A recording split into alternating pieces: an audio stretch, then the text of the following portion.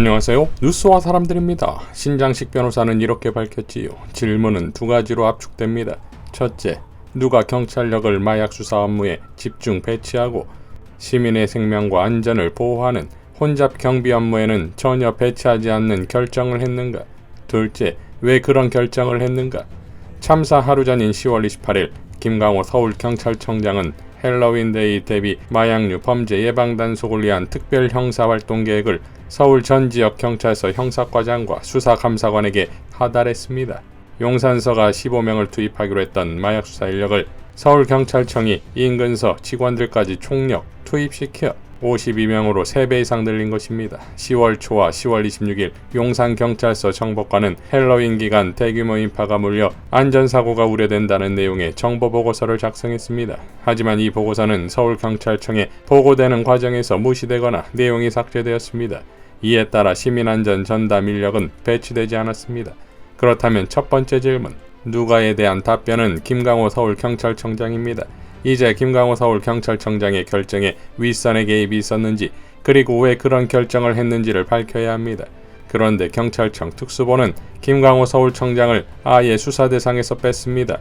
서울청장을 수사하면 그 윗선인 윤익은 경찰청장, 이상민 행안부 장관, 국무총리, 대통령실로 수사가 확대되는 것이 불가피하기 때문 아닌가요? 결국 왜 경찰은 마약 수사에 집착했는가라는 질문을 피하기 위한 것 아닌가요? 누가 이 상황을 꼬리 자르기가 아니라고 말할 수 있겠는가? 라고 밝혔습니다. 자, 이를 증명이라도 하듯 국회 행안위에 출석한 김강호 서울경찰청장은 이성만 의원의 질문에 이렇게 답변하지요. 21시 20분부터 23시 34분까지 2시간 동안 뭐 했습니까? 자택에 있었습니다. 자택에서 뭐 했어요? 잤습니까? 아니면 그냥 TV 봤습니까? 휴식을 취하고 있었습니다. 전화를 받을 수 있는 상황이었네요. 그렇습니다. 경찰이 23시 34분 2시간이 넘도록 지날 때까지 보고도 안 했다는 겁니까? 그 부분은 제 핸드폰 기록이나 모든 걸 까보면 아시겠지만은 제가 기록이 남았어요? 안 남았어요? 기록이 다 있습니다. 그러니까 23시 34분 이전에 전화가 왔어요? 안 왔어요? 없습니다. 제가 무능한 청장 아닙니까? 언론에서 다 보도될 정도라는 문제인데 하위 직원들이 연락도 안 하고 그게 제대로 된 청장입니까? 그 부분에 대해서는 제가 그게 제대로 된 청장이에요? 보고체계가 제대로 쓰지 않은 부분에 대해서는 제가 말씀드렸습니다. 멀쩡하게 잠자는 것도 아니고 깨어있는 상황에서 2시간이 넘도록 TV만 봐도 알 수 있는 상황인데 아무도 보고를 하지 않았다는 게 그게 경찰 조직입니까? 그게 정말 아쉽습니다. 무능한지를 알아야지. 저한테 보고만 됐더라도 무능한지를 알아야지. 36분부터 보고 보고를 이후에 못 조치한 받았다는 게 무능한 부분들을 겁니다. 보면은 어디서 변명을 합니까? 들어가세요. 기가 차지 않습니까? 그러니까 자신의 부하들이 연락을 안 해서 안타깝고, 만약 했다면 자기가 잘했을 것이다. 연락을 받은 이후에 자신의 조치를 보면 안다. 이건데 이게 제대로 된 서울경찰청 수장의 자세입니까? 더 가관인 국가의 수장도 있지요. 경은 국가안전시스템 점검에 의해서 경찰을 향해 다음과 같이 질타했습니다. 경찰에 정말 제가 묻고 싶다. 6시 34분에 인파가 너무 밀집해서 숨쉬기도 어렵고 경찰에 통제 조치를 해달라고 112 신고가 들어올 정도 상황이면 당시에 이태원 지구대든 용산서 경찰관이든 130여 명의 경찰들이 현장에서 지켜보고 있었는데 라고 발언했습니다. 자, 이에 대해 황교익 작가는 이렇게 밝혔지요. 윤석열이 뻑하면 화를 낸다고 들었다. 대선 유세 때 윤석열이 그런 사람임을 짐작할 수 있는 일이 여럿 있었다. 검사 생활을 하면서 아나무인이 몸에 밴 것이다. 나도 조직생활 오래 해서 윤석열 같은 사람이 우두머리로 앉게 되면 어떤 일이 벌어지는지 잘 안다. 아랫사람들이 그와 마주치려고 하지 않는다. 그가 싫어할 만한 것은 숨긴다. 반드시 보고를 해야 하는 것도 서로 미루다가 일이 터지고 나서야 책임 소재를 따진다. 위에서부터 차근차근 최말단까지 복지부동의 태세가 뿌리를 내리는 것은 순식간이다. 윤석열이 집권하면 대한민국이 무정부 상태에 빠질 것임을 우리는 충분히 짐작했었다. 그럼에도 국민은 윤석열을 선택했고 그 대가를 혹독하게 치르고 있다. 이어 참사가 예견되었음에도 아무 일 안 한 그 경찰은 문재인 정부 때 그 경찰입니다. 문재인 정부 때 일 잘한 그 경찰입니다. 바뀐 게 있다면 대통령이 윤석열이라는 겁니다. 윤석열이 무능한 데다 아랫사람 호통칠 줄만 알고 자기 사람이나 챙긴다는 거 공무원이 다 합니다. 이런 대통령 밑에서 공무원이 복지부동합니다. 그들은 지시가 내리는 일에만 대충하며 윤석열 임기가 끝나기를 기다립니다. 공무원이 스스로 알아서 하는 일이 없으니 나라가 무정부 상태입니다. 참사의 원인은 윤석열입니다. 윤석열이 호통치는 영상을 대통령실이 내보냈습니다. 문제의식도 없고 반성도 없습니다. 나라가 망하는 중입니다. 다들 잘 버티기 바랍니다. 라고 일갈했습니다. 하승수 변호사도 이렇게 밝혔지요. 윤석열 대통령이 안전사고를 예방할 책임이 어디에 있냐?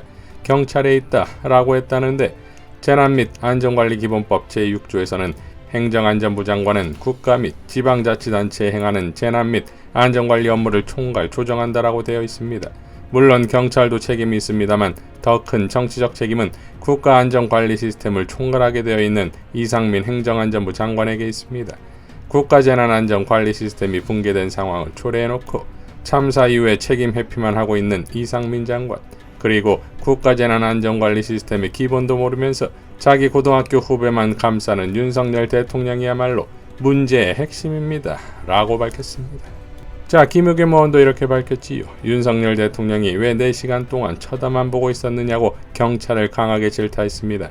국정 운영 무능에 대한 책임은 대통령실 말단 행정관들에게 떠넘겨 쫓아내더니 이태원 참사의 책임은 일단 경찰에게만 돌립니다. 전형적인 하우상방식 책임론입니다. 윤석열 대통령의 전매 특허입니다. 대통령이 이러니 다른 사람들도 따라합니다. 행정안전부에서 경찰을 총지휘하겠다며 경찰국 설립을 밀어붙인 이상민 행안부 장관은 현재 위치에서 최선을 다하겠다며 책임을 거부했습니다. 오세훈 시장은 서울시의 경비와 교통 문제의 총책임자임에도 자신의 책임에 선을 그었습니다. 화룡점장은 박희영 용산구청장입니다. 참사 수습보다 지역구 국회의원인 권영세 통일부 장관과 먼저 소통하더니 결국 자신은 4개월차 구청장일 뿐이라며 마음의 책임을 지겠다는 황당한 발언을 늘어놓았습니다. 조의금을 마음으로만 받겠다는 얘기는 들어봤어도 책임을 마음으로 지겠다는 말은 처음 들어봅니다. 애도의 시간은 지나고 지금은 진상규명과 책임의 시간입니다. 진상규명에는 무능하고 책임은 아래로 떠넘기는 행태만 반복된다면 해법은 국정조사와 특검뿐입니다. 라고 밝혔습니다. 자, 그러니까 경정권의 경찰국 신설 과정에서의 경찰 내부의 분열과 갈등, 이어 행안부 장관의 경찰 통제는 아무런 관련이 없을까요? 행안위에서 이성만 의원은 재차 이렇게 질의하지요. 행안부 장관님, 네. 경찰청 지휘체계에 있다고 얘기했죠. 네? 경찰청이 지휘체계 안에 있다고 얘기했죠. 지휘를 해야 된다. 어느 정도 범위 내에선 지휘를 해야 된다고 말씀을 드렸습니다. 그러니까 지휘체계 안에 있다. 법적으로 그렇게 얘기했어요, 안 했어요? 그 경찰국 신설할 때 네. 법적 논리 근거를 얘기하면서 네. 법적으로 이렇게 네. 다 그림까지 그려가면서 네. 경찰청 위에 행안부 있고 행안부에 국립총리실 있고 그다음에 대통령 체계 있다고 얘기한 거 네, 아닙니까? 그렇게 돼야 된다고 말씀을 드렸습니다. 그러니까 뭐 했습니까? 지휘체계 두어서 뭐 했어요? 말씀드린 대로 현실적으로는 그런 수단과 방법이 없었습니다. 그걸 말이라고 합니까? 지휘체계 있다고 이렇게 설명해놓고 한 게 하나도 없다라고 말하는 게 말이 됩니까? 법령 개정 사항이기 때문에 그렇습니다. 지휘 체계를 만들어주기 이제 위해서는. 와서 법 얘기합니까?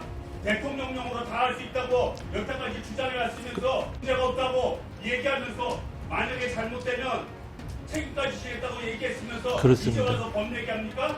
자, 그러니까 12구 참사는 경정권이 6개월간 폭망시킨 대한민국에 이제 하나둘씩 그 복합적인 원인의 결과로서 나타나기 시작한 것인데, 이러니 이것을 조문쇼로, 언론 플레이로, 꼬리 자르기로, 정치적 공작으로 방어를 할 텐데, 그중 경정권이 가장 두려워하는 것은 바로 피해자 유족들의 연대다 이겁니다. 참사 직후 철저히 유족들의 연대를 막아왔고, 더불어 위패와 영정도 없는 분향소를 차렸고, 지금까지도 어느 나라에 누가 참사를 당했는지 알 길이 없다 이겁니다. 이를 간파한 이탄 의원은 법사위에서 한동훈에게 이렇게 질의하지요. 제가 지금 유가족 생존자들 보면요, 가장 절실하게 원하는 게요, 피해자들 네트워킹을 할 수 있도록 지원해달라는 겁니다. 피해자들 간에 모임을 할 수 있도록 하는 거예요. 이게 국제기구에서도 피해자들을 회합할 권리를 굉장히 중요한 권리로 인정을 하고 있고요. 관련돼서 우리가 박근혜 정부 때, 또 문재인 정부 때 가습기 참사 피해자들, 또 세월호 참사 유가족들 단체를 우리가 만들도록 지원한 적이 있습니다. 요거 관련돼서 법무부 장관님께서 지금 중앙안전관리위원회 위원이시니까요. 피해자들 네트워킹할 수 있도록 정부에서 정책 네트워킹 문제에 관해서는 제가 할 수 있는 부분이 있는지에 대해서 제가 한번 검토해 보겠습니다. 자, 참사 희생자가 공개되어야 한다는 입장에 장제원은 참사를 정략적으로 이용하고 있다며 괴물은 되지 말자 했다지요. 김어준 총수가 말한 애도의 극장화에서 하이힐 신고 이마에 수칠하고 매일 분향소 찾고 종파별 도장 깨기 하듯 조문 가고 일절 위패나 영정도 없는 분향소에 검은 리본 거꾸로 달라는 것만큼 괴기스러운 짓이 있습니까? 경정권 퇴진이야말로 애도입니다. 이상 뉴스와 사람들이었습니다. 시청해주셔서 감사드립니다.